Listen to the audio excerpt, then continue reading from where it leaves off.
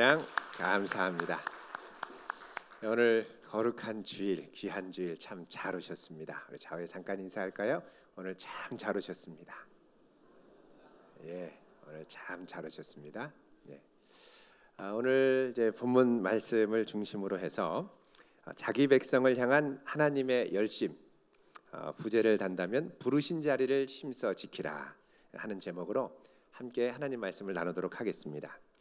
얼마 전에 이 영국에 사는 이 조 바틀리라고 하는 89세 된 할아버지입니다. 이분이 그 지역 신문에 두 차례나 아주 자극적인 구직 광고를 냈습니다. 광고 제목이 뭐냐? 지겨워 죽겠으니 제발 살려주세요. 그리고 그 옆에 이제 자기에 대한 설명을 하는데 89세 노인, 주 20시간 이상 근무 가능, 청소, 가벼운 정원일, 간단한 가구 조립 가능, 이런 설명을 옆에 덧붙였습니다. 제목이 너무 재밌어서 그 지역 언론이 취재를 했고 또 인터뷰 요청이 잇따랐습니다. 이분이 이 인터뷰를 통해서 언론에 밝힌 사연은 이렇습니다. 이분이 2년 전에 사랑하던 아내와 사별을 하고 혼자 시간을 보내는데 책을 읽고 나머지 시간은 텔레비를 보고 밥을 먹고 또 책을 보고 텔레비를 보고 밥을 먹고 또 밥을 먹고 책을 보고 텔레비를 보고 이렇게 해서 이제 계속 시간을 보내는 거예요. 근데 한 2년을 이렇게 했더니 이제는 견디지를 못하겠더라는 것입니다. 이분은 영국 공수부대 출신이었습니다. 왕년에. 뭐 대단하죠. 공수부대 출신. 그리고 나라에서 나오는 연금을 받아서 비교적 안정적으로 생활을 하고 있었습니다. 은퇴하면 연금이 안정적으로 나오고 특별히 할 일이 없어도 그냥 안정적으로 사는 것, 사실 많은 분들이 꿈꾸는 삶이기도 합니다만 이분은 이렇게 지내는 것이 이제 자기의 존재 의미를 찾지 못하겠더라는 것입니다. 일할 때는 내가 왕년에 일할 때는 내가 살아 있음을 느꼈는데 이제 맨날 텔레비만 보고 잠만 자고 밥만 먹고 책만 보고 하니까 이제 더 이상 이렇게 지내는 내가 나 자신이 아니라는 생각이 들더라는 것입니다. 자, 일하지 않고 연금만 받는 것, 이분에게는 더 이상 자기답게 사는 것이 아닌 이상한 삶이었다고 고통을 토로했습니다. 최근 들어서 우리나라의 20대, 30대 가운데 비상식적일 정도로 잠에 깊이 취해서 사는 젊은이들이 많이 늘어나고 있다고 합니다. 그 이유는 취업을 준비하거나 아니면 사회에 막 발을 들여놓기 시작했을 때 너무 스트레스를 많이 받는 겁니다. 너무 스트레스를 많이 받으면 현실에서 자꾸 이제 회피하고 싶은 마음이 들죠. 자, 스트레스를 피해서 현실을 회피하려고 하는데 어디로 회피하느냐? 잠으로 회피하는 겁니다. 현실을 부정하고 잠으로 자꾸 도망가는데 이런 것도 수면 과다증이라고 하죠. 이런 수면 과다증은 전문가들에 따르면 우울증 가운데 하나라고 합니다. 보통 이제 우울증 환자 우리가 생각하면 80%는 이제 그 수면 부족이죠. 불면증입니다. 밤에 잠을 잘 못 자요. 밤에 잠 못 자는 분들 꽤 많거든요. 주변에 보면. 그런데 이 우울증 중에 20%는 잠에 취해서 깨어나지 못하는 걸로 나타난다는 것입니다. 우리의 소원은 잠 아니겠습니까? 또 얼마나 열심히들 일하시고 주무시고 싶겠습니까? 밤잠 못 자고 힘들고 제발 좀 실컷 자면 좋겠다. 그 마음으로 실컷 자기 시작해서 오늘도 실컷 내일도 실컷 모레도 실컷 하다 보면 잠에 빠져서 잠자는 숲속의 왕자님도 아니고 깨어나지를 못하는 거예요. 그래서 늘 현실에는 막 졸음에 취해서 살게 되고 자기도 모르게 수면 중독에 시달리게 된다는 것입니다. 자, 이런 걸 보면 우리가 살아가면서 힘들고 어려운 일을 무조건 회피하고 일단 피하고 보자. 회피하는 것만이 능사가 아님을 알 수가 있습니다. 아까 영국에 조금 전에 말씀드린 할아버지의 경우처럼 아무 일 안 하고 그냥 연금만 받고 사는 것, 이것도 좋은 것이 아닙니다. 중요한 것은 뭐냐? 내가 조금 힘들더라도 힘들든 힘들지 않든 상관없이 내가 마땅히 있어야 할 자리, 그리고 내가 마땅히 있어야 할 시기에 있어야 할 자리에 있는 것, 그리고 그 자리를 잘 지키고 있는 것, 이것이 중요하다는 것입니다. 전도서 1장 2절 말씀을 보면 우리의 인생에 참 헛된 것들이 많습니다. 전도서의 말씀에 따르면 우리의 인생을 헛되고 헛되며 헛되고 헛되니 모든 것이 헛되다고 정의를 합니다. 여기 헛되다라는 히브리어 단어는 헤벨입니다. 헤벨이란 말은 수증기라는 뜻입니다. 수증기는 이른 아침같이 알맞은 타이밍, 시기에 적절한 장소가 되면 잠깐 드러나서 보이는 것 같습니다. 잡을 수 있는 것 같아요. 이거 잡아야지 생각하는데 조금 지나면 이 잡았다고 생각하는 것이 사라지고 없더라는 것입니다. 그런데 전도서 말씀에 따르면 우리가 이렇게 덧없는 수증기 같은 인생을 살아가며 덧없는 것들을 붙들고 사는 이유 중에 하나가 뭐냐? 바로 해 아래 있기 때문이라고 말씀합니다. 다른 말로 하면 우리가 해 아래 있다 보면 수증기 같은 것들만 보고 붙들며 살 수밖에 없다는 것입니다. 그래서 우리 성도에게 필요한 게 있는데 그건 뭐냐? 바로 해 위를 바라보며 살 수 있는 믿음입니다. 해 위에는 온 세상을 다스리시고 모든 만물을 새롭게 하시는 주님이 살아 역사하신다는 것입니다. 자, 오늘 말씀의 제목과 같이 하나님께서는 오늘도 이 수증기 같은 것들을 붙잡기 위해 안절부절 못하고 열심히 달려가는 우리들을 위해 여전히 쉬지 않고 일하시는 하나님입니다. 하나님은 잠깐 안개뿐인 것 같은 우리 인생을 통해서 하나님의 뜻을, 영원하신 하나님의 뜻을 이루며 살기를 원하십니다. 그래서 열심히 지금도 우리를 위해서 일하고 계시죠. 중요한 것은 하나님께서 이 일을 위해서 우리로 마땅히 우리로 하여금 있게 하시는 자리로 인도하기를 원하시는데 그 하나님의 인도 앞에 우리가 어떻게 반응하느냐 하는 것입니다. 여러분, 우리가 있어야 할, 하나님의 백성으로 있어야 할 가장 중요한 자리가 어디입니까? 제일 중요한 자리는 바로 예배의 자리입니다. 그것은 살아 역사하시는 하나님을 인정하고 기뻐하며 높이며 교제하며 그분의 음성을 듣는 자리입니다. 이 자리는 우리가 장차 갈 천국의 가장 핵심적인 요소이기도 합니다. 하나님 아버지가 계시고 그분을 예배하며 그분과 함께 영원히 거하는 것, 이게 천국의 본질입니다. 여러분, 어떤 분은 천국 가면 무조건 좋고 또 극단적인 또 이슬람 같은 데서는 천국에 가면 아름다운 미녀들이 있고 여기서는 금욕을 하며 살아야 되기 때문에 술 같은 것도 시컷 마실 수 있는 장소를 천국으로 얘기하는 것도 있습니다. 그게 천국인지 나이트클럽인지 룸사롱인지 잘 들어보면 구분이 잘 안 가요. 천국의 가장 중요한 것은 온 세상을 창조하신 하나님을 인정하고 고백하며 예배하는 자리인 줄 믿으시기를 바랍니다. 자, 그렇다면 우리 성도, 은혜를 맛보며 성장하는 성도에게는 중요한 것이 있는데 자리의 우선순위, 또 시간의 우선순위가 점점 분명해져야 한다는 것입니다. 그러니까 내가 있어야 할 자리, 있어야 할 시기에 가장 우선적으로 머물 수 있는 용기, 이게 바로 성도에게 요구되는 부분이라는 것입니다. 자, 오늘 본문 말씀에 하나님께서 이 제국, 온 세상을 다스리고 있다고 믿고 있는 제국의 수장인 바로에게 요구하시는 부분이 바로 이 부분입니다. 자, 오늘 말씀 1절 같이 읽어보겠습니다. 시작. 여호와께서 모세에게 이르시되 너는 바로에게 가서 그에게 이르기를 여호와의 말씀에 내 백성을 보내라. 그들이 나를 섬길 것이니라. 아멘. 자, 하나님께서 바로에게 말씀하십니다. 너는 내 백성을 보내라. 이 말씀은 뭐냐? 너는 내 백성이 마땅히 있어야 할 그 자리에 있도록 허락하라는 말씀입니다. 자, 그럼 하나님의 백성이 있어야 할 자리는 어떤 자리입니까? 여기 보면 그들이 나를 섬길 것이니라 라고 말씀하죠. 여기 섬긴다라는 말은 히브리어 아바드라는 말인데 이게 이제 영어로는 serve라고 번역을 합니다만 이 serve라는 말, 이제 이 예배 드린다라는 의미, 제사 드린다는 의미도 들어 있습니다. 그래서 우리가 예배를 영어로 service라고 그러죠. service. 이게 하나님께 예배 드리는 것, 아바드. 그들이 나를 섬길 것이니라는 말은 내 백성이 있어야 할 자리로 보내서 그들이 나를 예배하게 하라는 말씀인 것입니다. 자, 지금 바로가 모르고 착각하는 것이 하나 있습니다. 그건 뭐냐? 하나님의 백성이 있어야 할 자리입니다. 바로의 생각에 이 히브리 노예들은 제국의 소유고 제국이 정한 자리에, 제국이 정해준 시간에, 제국이 정한 일을 해야 했습니다. 그리고 이걸 강요했습니다. 왜요? 이것만이 제국의 통치 하에서 안정적으로 사는 유일한 길이라고 확신했기 때문에 그렇습니다.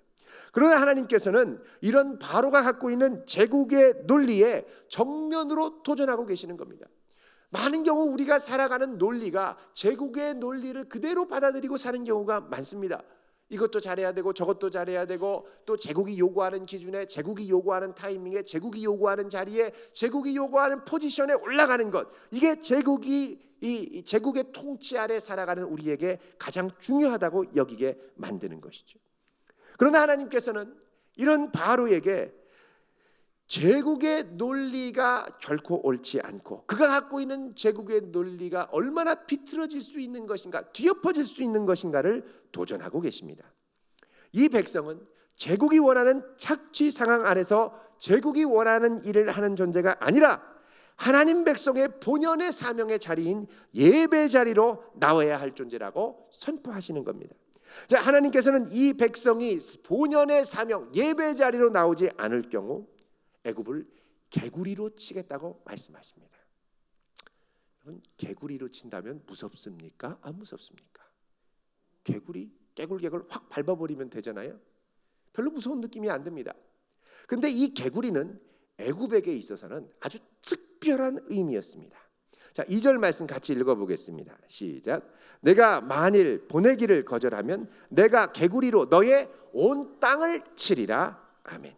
자, 여기서 개구리로 친다. 여러분, 개구리 애굽 신화에 보면, 애굽 벽화나 이런 데 보면 이 몸은 여자 몸인데 머리가 아주 큰 대두라고 그러죠. 큰 개구리 머리를 모양을 한 그 캐릭터, 그림, 신상들이 있습니다. 요거를 뭐라고 그러냐면 헤케트 여신이라고 그럽니다. 헤케트 가데스 이렇게 얘기를 하죠. 이 애굽 신화에 나오는 헤케트 여신입니다. 이 여신은 애굽에서 제일 중요한 신이 누구냐면 크놈 신입니다. 이 크놈 신은 애굽 나일강을 주재하는 신이고 온 세상을 만들었다고 믿는 신입니다. 그런데 이 크놈 신이 주관하는 나일강이 새빨간 피로 변했죠. 자, 그런데 이 크놈 신의 아내가 바로 이 헤케트인데, 이 헤케트는 개구리 머리를 하고 이 나일강을 중심으로 살아가는 모든 사람들에게 다산과 풍요를 주는 신으로 그 당시에 믿고 있었습니다. 그래서 아낙네들이 애굽 나일강가에 빨래하러 가면 개구리들이 가끔씩 팔딱팔딱 뛰지 않겠습니까? 우리 같으면 저걸 잡아서 구워 먹어야 되나, 삶아 먹어야 되나, 별의별 생각을 다 할 겁니다. 밟아버려야 되나. 근데 애굽 사람들은 이 개구리가 팔딱팔딱 뛰면 어머니 신 헤케트를 생각한 거예요. 아, 헤케트 신이 여기 계시지. 헤케트 신의 영감을 받은 개구리들이 저기 있네. 헤케트 신의 자녀들이요. 여러분, 개구리 특별히 보면요, 다산이라고 그랬죠. 개구리 알 낳는 거 보십시오. 수십 마리를 그냥 낳습니다. 수백 마리를 낳습니다. 이 엄청난 왕성한 생식력, 헤케트의 능력이라고 생각했습니다. 그래서 이 개구리가 뛰어다닐 때마다 그런 풍성한 다산의 은혜를 나에게도, 이런 마음의 소원을 빌었다는 것입니다. 개구리가 뛸 때마다 이 헤케트 신을 생각하면서 이 이집트 사람들은 자비롭고 사랑스러운 눈으로 바라봤죠. 근데 여러분, 한 마리 정도는 귀엽게 봐줄 수 있습니다. 저희 교회가 여기 처음 들어왔을 때 3년 전에 이제 6월 30일에 왔으니까요. 7월 초쯤에 비가 부슬부슬 내리고 안개가 끼던 어느 날 아침이었습니다. 제가 교회를 오면서 문을 딱 열려고 하는데 뭐가 이 유리문 앞에 정문에 딱 붙어 있는 거예요. 보니까 청개구리였습니다. 이 지역에도 청개구리가 살고 있었던 거예요. 너무 가슴이 뛰고 너무 좋아서 개구리를 잡아서 저희 집 아이에게 가져가서 보여줬습니다. 그래서 한참 보다가 막 신기하다가 이제 질리는지 가져가라고 그래서 다시 고이 모셔와서 문에다 붙여드렸습니다. 그랬더니 기어서 어디론가 사라지시더군요. 그 다음에 다시 올 줄 알았는데 그 다음 이후로는 영 보이지가 않습니다. 여러분, 도심에 개구리가 산다는 게 참 감사하죠. 한 마리는 귀엽게 볼 수 있습니다. 근데 그 개구리가 10마리고 100마리고 1000마리면 기겁을 하게 됩니다. 개구리가 많아지면 그 귀엽고 신성스럽게 여겨지던 개구리도 징그럽기 시작한 거죠. 자, 6절 보십시오. 읽어보겠습니다. 시작. 아론이 애굽 물들 위에 그의 손을 내밀매 개구리가 올라와서 애굽 땅에 덮이니. 자, 덮인다라는 건 꽉 채웠다는 것입니다. 여러분, 온 땅이 개구리로 꽉 차고 개구리가 사방에서 개굴개굴 울지요. 논두렁에 여름에 가면은 개굴개굴 울지 않습니까? 그런데 이 개구리 우는 소리가 뭐 귀를 찌를 듯이 사방에서 울린다. 여러분, 그런 개구리를 보며 사랑스럽다라는 느낌이 드시겠습니까? 징그럽다라는 생각이 드시겠습니까? 징그럽겠죠. 물론 드시고 싶은 분들은 사랑스럽다 이렇게 생각할지 모르겠습니다. 근데 하나님께서는 지금 이 애굽에서 신성시하고 사랑시하고 아름답고 귀하게 여기는 이 헤케트 여신의 상징인 개구리를 수도 없이 이 애굽 사람들이 사는 삶의 자리로, 여태까지는 이 나일강을 벗어나지 않았는데 그곳으로 막 수도 없이 보내셔서 이들이 헤케트에 대해서 갖고 있던 경외감, 두려움, 존경하는 마음, 이것들을 완전히 뒤엎어 버립니다. 개구리가 어느 정도로 뒤엎이냐면 3절에 보면 이렇게 말씀합니다. 개구리가 나일강에서 무수히 생기고 올라와서 내 궁과 침실과 내 침상 위와 내 신하의 집과 내 백성과 내 화덕과 내 떡반죽 그릇에 들어갈 것이며 4절에 개구리가 너와 내 백성과 내 모든 신하에게 기어 오르리라. 이렇게 말씀합니다. 그러니까 아침밥 먹으려고 된장찌개 데피려고 이렇게 끓여놨던 거 이렇게 냄비를 트는데 뭐가 팔딱팔딱 뛰는 거예요. 여니까 개구리 7마리가 그 안에서 팔딱팔딱 뛰면서 수영하고 뜨겁다고 좋다 이러고 있는 거예요. 깜짝 놀라가지고 개구리 붓고서는 막 설거지하려고 이제 막 물을 트는데 수도꼭지에서 청개구리들 막 뛰어 내려오는 거예요. 얼마나 무섭겠습니까? 너무 놀라서 아이 나가야지. 그리고서는 나가서 옷 입으려고 하는데 옷 속에서 개구리들이 막 또 튀어나오는 거예요. 주머니에서 튀어나오고 으악 소리를 지르고 나가려고 그러는데 천정에 개구리 5마리가 한꺼번에 제 머리 위로 뛰어오는 거예요. 신발을 신으려고 그러는데 거기도 개구리가 있죠. 그냥 확 밟아버려요. 나중에 막 피 터지고 뭐 창자 터지고, 그리고 또 신고 막 허겁지겁 나가려고 그러는데 차 시동을 걸려고 문을 여니까 거기도 개구리들 천진 거예요.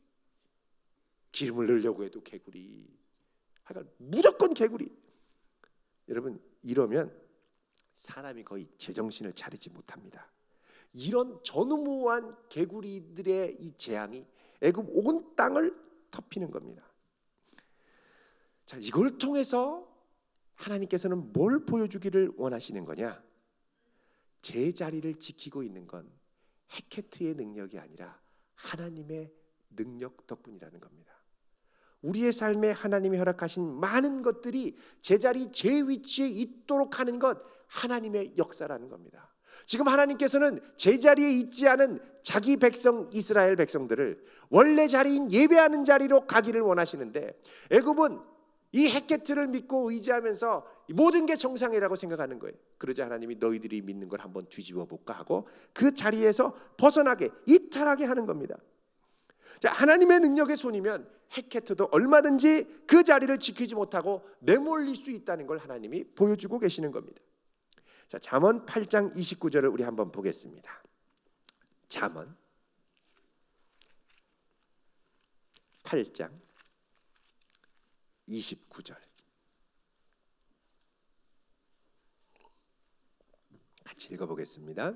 시작. 바다의 한계를 정하여 물이 명령을 거스르지 못하게 하시며 또 땅의 기초를 정하실 때에 아멘. 자, 하나님께서 처음에 세상을 만들 때에 바다의 한계를 정했다는 겁니다. 물 여기까지 넘어오지 마. 그리고서는 말씀으로, 명령으로 거스르지 못하게 말씀을 선포하셨고, 이 물들이 그 말씀, 하나님의 명령을 거스르지 못하고 그 자리를 지키게 하셨다는 거죠. 자, 그런데 하나님께서 이 명령을 철회하시면 물이 육지로 막 한도 끝도 없이 넘어오고 많은 피해를 보게 되는 겁니다.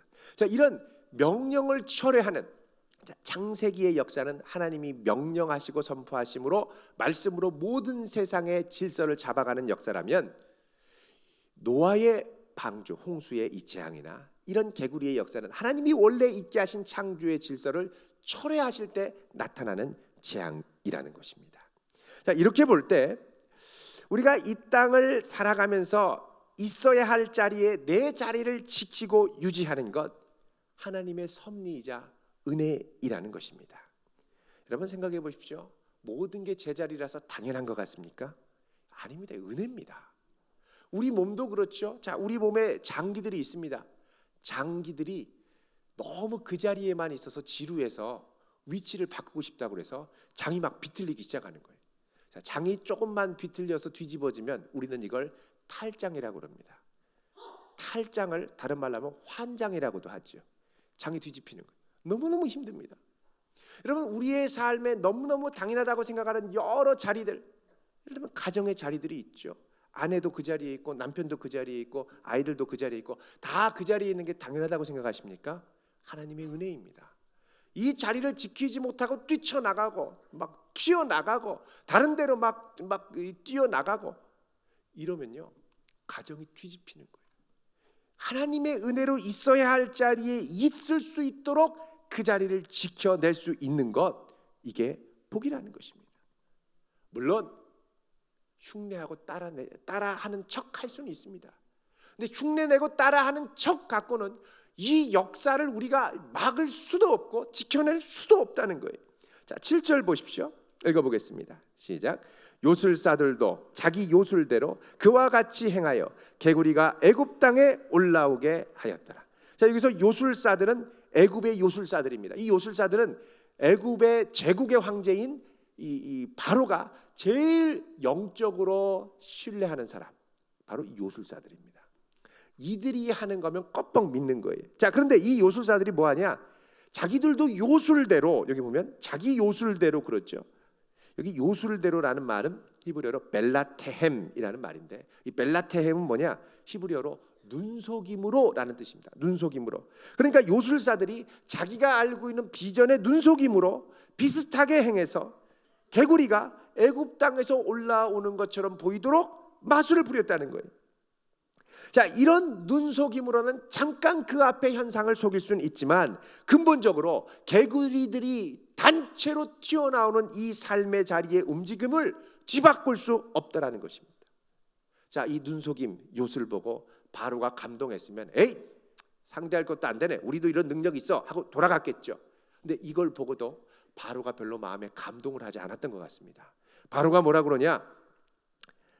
그 다음 말씀 8절 같이 읽어보겠습니다. 시작. 바로가 모세와 아론을 불러 이르되 여호와께 구하여 나와 내 백성에게서 개구리를 떠나게 하라. 내가 이 백성을 보내리니 그들이 여호와께 제사를 드릴 것이니라. 아멘. 자, 여기 보면 바로의 큰 깨달음이 등장을 합니다. 첫 번째는 뭐냐? 너희들 여호와께 구하라는 겁니다. 하나님께 기도드리라는 거예요. 천하를 다스리는 바로도 이제 서서히 무서울 것 없던 그 바로가 모세의 기도의 능력을 믿고 그를 무서워하기 시작합니다. 두 번째로 여기 보면 내 백성이라는 표현과 이 백성이라는 표현이 구별돼서 등장을 합니다. 원래는 다 바로의 백성들이었죠. 그러나 이제부터는 내 백성과 하나님의 백성을 분리해서 구별하기 시작합니다. 그러면서 하나님 백성이 있어야 할 자리를 시인하고 인정하기 시작해요. 자, 이걸 통해서 하나님을 아는 지식이 조금씩 쌓여가는 겁니다. 뭐라 그러냐? 내가 이 백성을 보내리니 그들이 여호와께 제사를 드릴 것이니라. 그렇죠. 자, 이 백성은 가서 뭐하냐? 여호와께 예배 드려야 할 백성이라는 걸 인정하는 겁니다.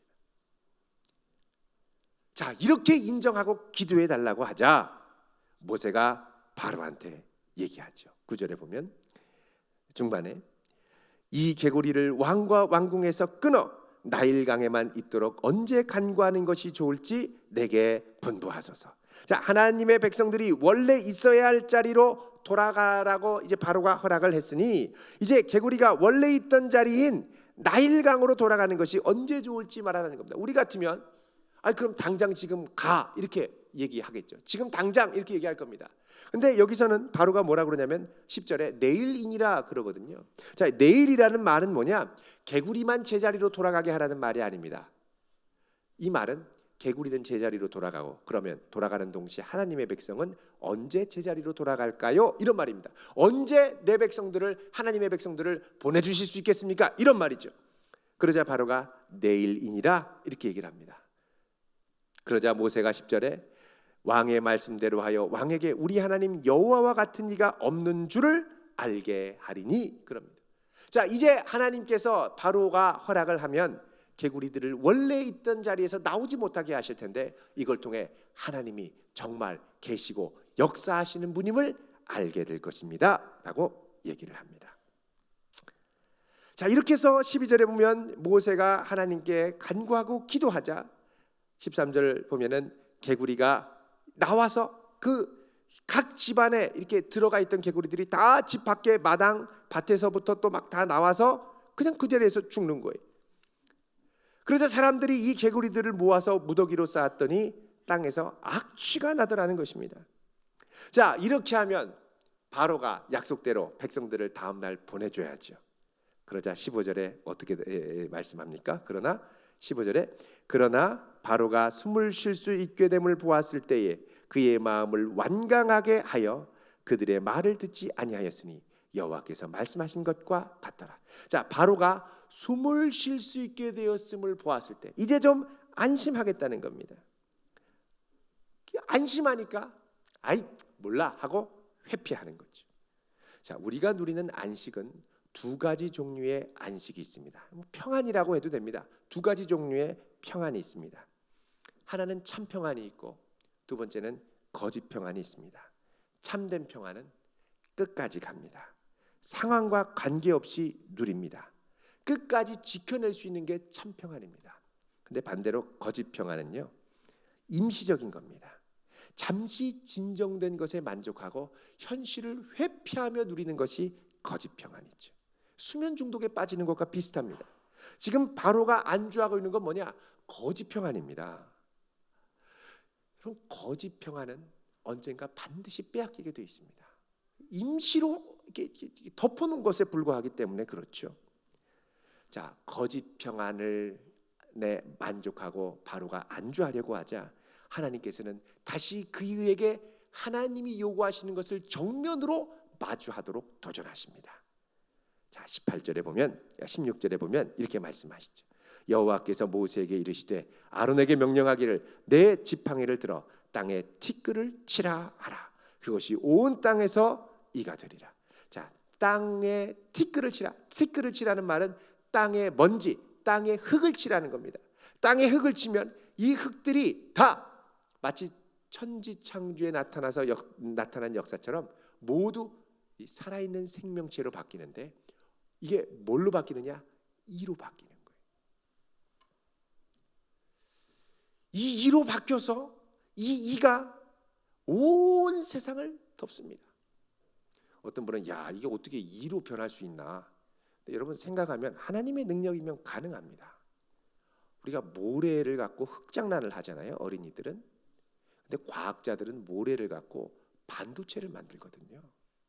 하나님은 이 모래 흙을 갖고 이를 만드시는 분입니다. 자, 이렇게 해서 이가 온 세상에 덮이니까 온통 막 긁어 부스럼이 나고 난립니다. 자, 그러자 재밌는 건 18절입니다. 읽어보겠습니다. 시작. 요술사들도 자기 요술로 그같이 행하여 이를 생기게 하려 하였으나 못하였고 이가 사람과 가축에게 생긴. 자, 이제 요술사들이 자, 폐하 걱정하지 마십시오. 이거 우리 신도 할 수 있는 겁니다. 그러면서 마술로 눈속임으로 이를 만들려고 했지만 도저히 되지 않더라는 것입니다. 그러면서 고백하기를 뭐라 그러냐? 이는 하나님의 권능입니다. 여러분, 애굽의 존경받는 종교 지도자인 요술사들, 이들은 제사장입니다. 이들이 이게 하나님의 권능이라고 고백하는 건 엄청나게 자존심 상하는 일입니다. 완전히 다 꺾고 들어가는 거예요. 도저히 내 힘으로 어쩔 수 없습니다라는 걸 인정하는 겁니다. 자, 이거 보면 하나님께서 자기 백성을 예배 자리로 있게 하시려는 이 열심이 얼마나 뜨거운지를 알 수가 있습니다. 바로도 항복하게 하고 하나님을 인정하고 기도해달라고 고백하게 하고 애굽의 술사들도 하나님의 권능이라고 인정하게 만들고야 마시는 거죠. 자, 이 열심이 결국은 어디를 향합니까? 그것은 그분의 뜻하신 자리에 그분의 백성들로 하여금 예배하는 자리로 머물게 하려는 것을 향합니다. 여러분, 그 열심 때문에 우리가 오늘 여기까지 온 줄로 믿습니다. 이 특권, 이 감사의 자리를 절대 빼앗기지 말기를 바랍니다. 우리를 삶에 부르신 그 자리에 지키며 있는 것, 주님을 신뢰함으로 그 자리를 지키는 것, 그게 복인 줄 믿으시기 바랍니다. 여러분, 그 자리를 사모해야 됩니다. 자꾸 도망갈 생각, 자꾸 막 뛰쳐나가고, 자꾸 막 이렇게 탈장하고 싶은 마음, 탈장, 타령, 탈옥 많이 있죠. 그런 거 말고 있는 자리에 하나님을 예배할 수 있는 것, 이것이 우리에게 큰 복과 은혜인 줄 믿습니다. 사실 많은 방해들이 있습니다. 어려움도 있습니다. 몸도 좋지 않고 유혹도 많고 많은 사람들의 방해들이 있죠. 그러나 우리가 그런 것에 유혹되어 넘어가면 거짓 평안으로 만족하는 삶이 시작이 됩니다. 그러나 마땅히 있어야 할 자리를 힘들고 어려워도 지키며 붙들고 있을 때 세상에 알 수 없는 평안이 우리를 지키며 하늘의 신령한 복을 누리며 살게 될 줄로 믿습니다. 하나님께서는 우리를 이렇게 예배하는 자리로 인도하기 위해서 그 아들 예수 그리스도를 보내셨고 우리를 위해 십자가에서 귀한 희생을 치르셨습니다. 요한복음 4장에 보면 예수님이 낮 12시 그 팔레스타인의 뜨거운 땡볕 가운데 사마리아에 있는 수가성에 한 여인을 찾아오셨습니다. 이 여인은 어떤 여인이냐? 자기 삶의 자리를 지키지 못하는 여인이었어요. 방황하는 여인이었어요. 한 남자와 결혼해서 만족할까 싶었는데 그걸 만족하지 못하고 또 뛰쳐나가 다른 남자를 만나고 또 뛰쳐나가 만나고 남자만 5번 바뀌었습니다. 이 여인에게는 남자가 신이었어요. 예배 자리 대신 남자의 자리로 만족하려고 그랬어요. 그러나 이 여인이 예수님을 만나서 안 그래도 채워지지 않는 이 갈증을 놓고 어떻게 할까 고민하고 있는 이 여인이 예수님을 만나서 들은 말씀이 있습니다. 그게 뭐냐? 요한복음 4장 23절 24절 말씀입니다. 뭐라 그러냐면 아버지께 참되게 예배하는 자들은 영과 진리로 예배할 때가 오나니 곧 이때라. 아버지께서는 자기에게 예배하는 자들을 찾으시느니라. 하나님은 영이시니 예배하는 자가 영과 진리로 예배할지니라. 바로 이것이 영과 진리로 예배하는 자리가 되기를 축원합니다. 내게 있게 하신 그 자리, 직장과 가정과 삶의 일터와 여러 자리, 그 자리가 도망갈 자리, 자꾸 뛰쳐나갈 자리가 아니라 주님께서 나를 부르신 예배의 자리, 그곳에서 그분의 이름을 높여드리며 그분의 역사를 경험하는 자리가 되기를 축원합니다. 주님께서 우리를 부르신 자리가 어디입니까? 그곳에 주님의 이름이 높여지기를 우리 주의 이름으로 축원드립니다. 기도하겠습니다. 거룩하신 하나님, 저희들을 부르신 그 자리를 힘써 지키게